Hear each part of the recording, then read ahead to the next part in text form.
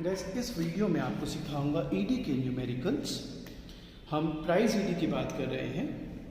Well guys, ED का जो standard formula होता है वो होता है percentage change in quantity demanded upon percentage change in price.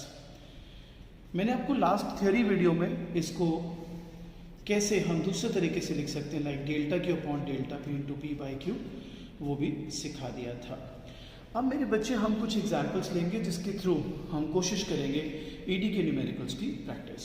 For example एक क्वेश्चन है, प्राइस दिया है 10, क्वांटिटी दिया है 100, कहता है 8 रुपीज़ पर क्वांटिटी हो गई 120 और हमें निकालना है elasticity of demand. Well guys, आप दोनों में से कोई भी तरीके से इसको सॉल्व कर सकते हैं, बट एक एडवाइस है, जब भी क्वेश्चन में नंबर्स इन्वॉल्व हों तो ये नीचे वाला फॉर्मूला ज़्यादा आसान रहता है। डेल्टा क्यू हमेशा न्यू माइनस ओल्ड लीजिए, delta P new minus old, original price 10, original quantity 100, so what you get here is -1। कुछ लोग नेगेटिव साइन इग्नोर करना चाहते हैं, कर सकते हैं, I have no problems. Question number second, suppose आपको दिया है price 10, quantity 100 and it says at what price quantity will be 150 and ED दिया हुआ है -2। अब यहाँ पे मिसिंग फिगर्स आ गए बेसिकली, सो आप अगेन ईडी का फॉर्मूला देखिए which is delta Q upon delta P into P by Q, right guys. इसके बाद मेरे बच्चों आप ईडी की वैल्यू लगाएंगे which is -2, delta Q 50, delta P I don't no, original price 10, original quantity 100। अब मैं इसको सॉल्व कर रहा हूँ and what I am gonna get is delta P is -2.5। याद रखें, इसको आप कहेंगे P, इसको P1 न्यू प्राइस को, तो आप P1 अगर निकालेंगे तो एक स्टैंडर्ड फॉर्मूला याद रख लीजिए, P plus delta P। So P आपका कितना है 10, डेल्टा P बेटा -2.5, your answer is 7.5। You want to verify? Yes, we can verify it too. देखिए आपकी डिमांड बढ़ रही है, डिमांड कब बढ़ती है? जब प्राइस गिरता है। तो आप देख लीजिए प्राइस कम हुआ है, पहले 10 था और अब 7.5। आई होप ये क्लियर है सबको। अब मैं इसी में कुछ और आपको सिखाने का कोशिश रहेगा। मेरा थर्ड वेराइटी आपके लिए लेकर आया हूँ, price 10, quantity 100। Now it says at 8 rupees how much will be demand and ED is 1। Minded यहाँ पर हमने देखा था कि ईडी -2 गिवन था, यहाँ पर ईडी पॉजिटिव में 1 गिवन है। आप पॉजिटिव से भी सॉल्व कर सकते हो, लेकिन आपके लिए आसानी रहेगी अगर आप इसको भी नेगेटिव लेके ही चलें, क्योंकि ईडी नेगेटिव होती है, इम्प्लाइड है, क्योंकि प्राइस और क्वांटिटी में इनवर्स रिलेशन होता है बच्चों। सो अगर मैं इसको -1 ले लूँ 1 की जगह, which I can, delta Q I don't know, delta P -2 into 10/100। So if I solve this guys, I'll be getting 20. Now this is missing. So Q1, well Q1 shall be Q plus delta Q. I'm so sorry. It is Q plus delta Q. So Q was 100, delta Q is 20. That's 120. Now people would ask me क्या verify कर सकते हो? बिल्कुल। आप देखिए price कम हुआ है, price कम होता है तो डिमांड बढ़ती है। आप देख लीजिए डिमांड बढ़ी है, पहले 100 थी और ये हो गई 120। अब कुछ बच्चों के दिमाग में डाउट रह जाता है कि सर आपने नेगेटिव से साइन किया क्या? मैं तो नेगेटिव से नहीं करना चाहता। नो प्रॉब्लम्स, अगर आप नेगेटिव के साथ नहीं करना चाहते तो कैसे करना है? ED 1, delta Q I don't know, delta भी फिर नॉर्मल 2 ही लो आप, न्यू माइनस ओल्ड का चक्कर ही खत्म हो जाएगा। 10/100, आपके पास डेल्टा क्यू कितना आया 20। फिर आपको ये स्टैंडर्ड नहीं हो जाएगा फॉर्मूला, फिर आपको क्वेश्चन को देख कर लगाना होगा। फॉर एग्जाम्पल Q1 लगाना है तो यहाँ पर Q प्लस होगा या माइनस, इस बात से डिपेंड करेगा। आप देखो प्राइस क्या हो रहा है सर कम, प्राइस कम होता है तो डिमांड सर बढ़ती है, तो फिर इसलिए आप यहाँ पर प्लस करेंगे। सो मेरी बात समझ लीजिए ध्यान से, अगर आप नेगेटिव साइन लेके करते हैं तो ये एक स्ट्रेट जैकेट सोल्यूशन हो जाएगा, एक यूनिफॉर्म फॉर्मूला बन जाएगा आपके लिए कि हमेशा ही आपको P1 ऐसे निकालना है, P प्लस डेल्टा P, या Q1 हमेशा ही ऐसे निकालना है, Q प्लस डेल्टा Q। लेकिन अगर आप नेगेटिव साइन करके नहीं लेते हो तो आपको वो न्यू माइनस ओल्ड का भी कोई चक्कर नहीं है, आपको बस डिफरेंस लेना है। और एंड में ये कोई स्ट्रेट तरीके से नहीं कि आप हमेशा प्लस करोगे, वो डिपेंड करेगा लॉ ऑफ डिमांड कैसा फॉलो हो रहा है। कि अगर यहाँ पे सपोज प्राइस बढ़ रहा होता, 10 से 12 हो रहा होता, तो भी चेंज तो 2 ही आता ना, लेकिन फिर मैं यहाँ माइनस कर रहा होता। क्यों? क्योंकि प्राइस बढ़ेगा तो डिमांड कम हो जाएगी।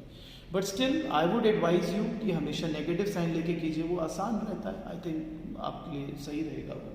क्लियर? अब मैं आपको सिखाता हूँ कोई और बाकी की वेराइटीज़। गाइस अब मैं आपको सिखाता हूँ फोर्थ वेराइटी।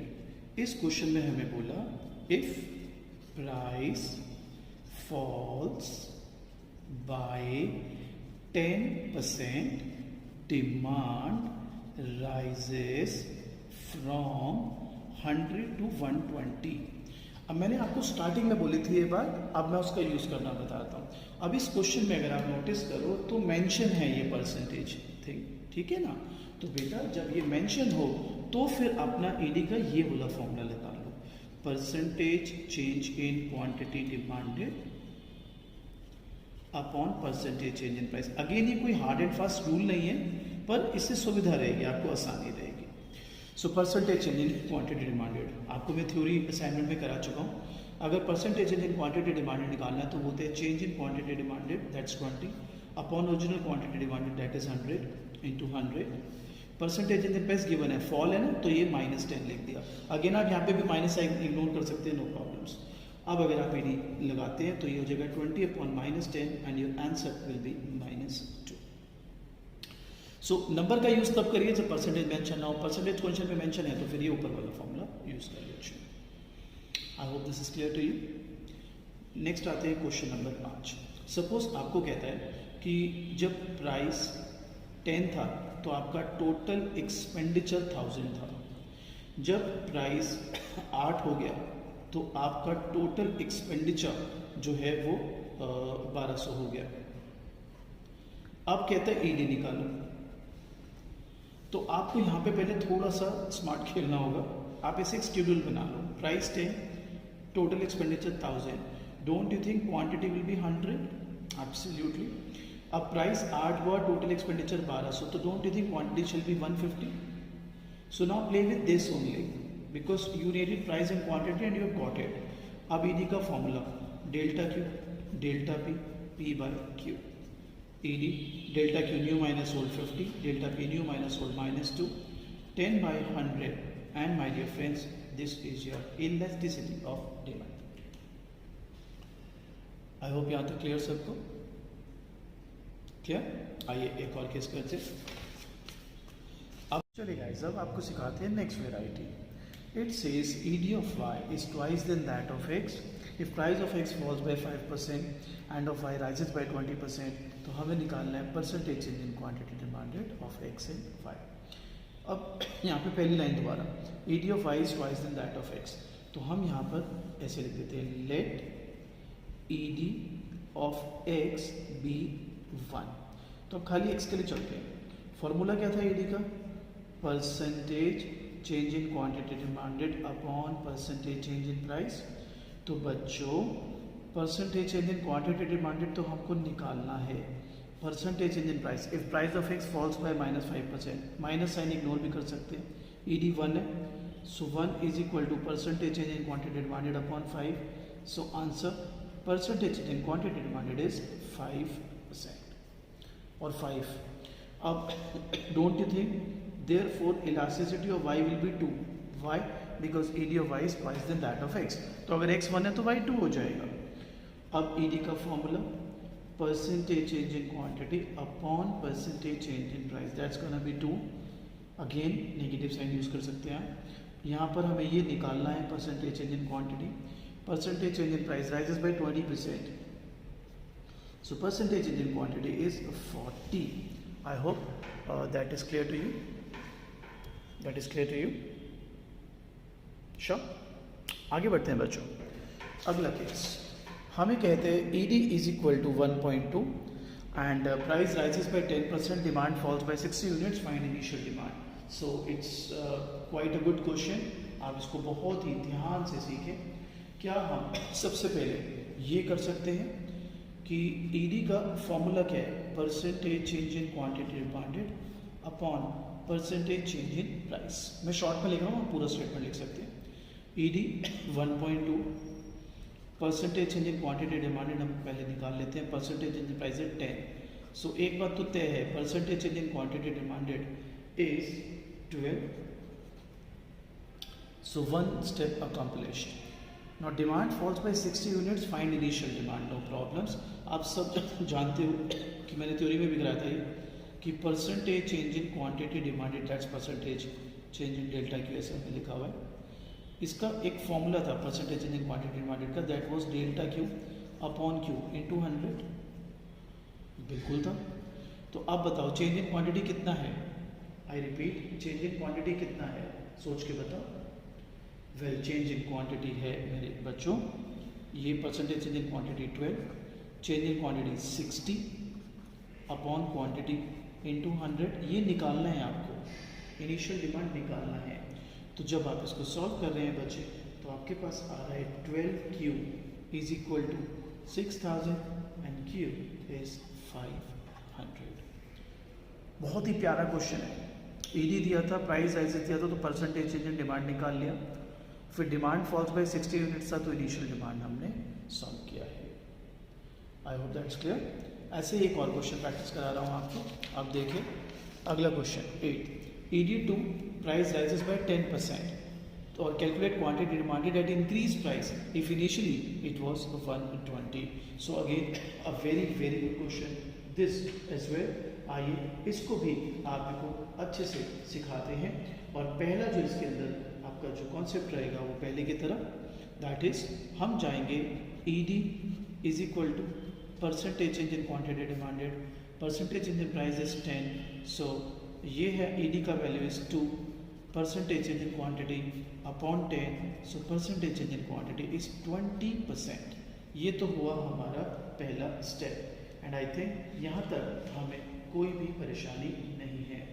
अब बेटा हमें इसी क्वेश्चन को आगे लेके जाना है और इसको और बेटर करना है। अब मेरे बच्चों हम फॉर्मूला लगा देते हैं डेल्टा क्यू का।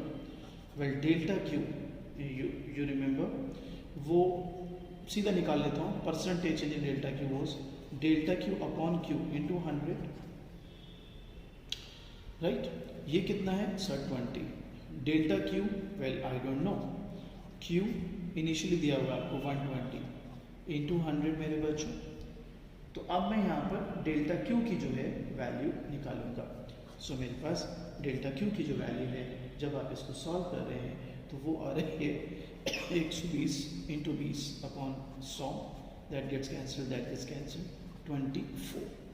अब आपको सवाल क्या बोला, calculate the quantity demanded at increased price. Now don't you think अगर प्राइस बढ़ता है तो डिमांड कम हो जाती है। So originally it was 120, price बढ़ा, डिमांड चेंज इन क्वांटिटी इतना आ गया, कम हो गई demand and that's your new quantity. So आप काफ़ी सारे क्वेश्चन ED के प्रैक्टिस कर सकते हैं, पर बेसिक्स जो हैं अगर वो आपके स्ट्रॉन्ग है तो ही आपको ED न्यूमेरिकल्स करने में मज़ा आएगा। माइंडेड ये सारे जो थे प्राइस इलास्टिसिटी पर बेस्ड थे। एक्सपेंडिचर मेथड का भी न्यूमेरिकल आ सकते हैं, आर्क मेथड के भी आ सकते हैं, ज्योमेट्रिक मेथड के भी आ सकते हैं। बट आपका जो सिलेबस है वो अगर सिर्फ प्राइस इलास्टिसिटी ऑफ डिमांड पर बेस्ड है तो these numericals should be sufficient.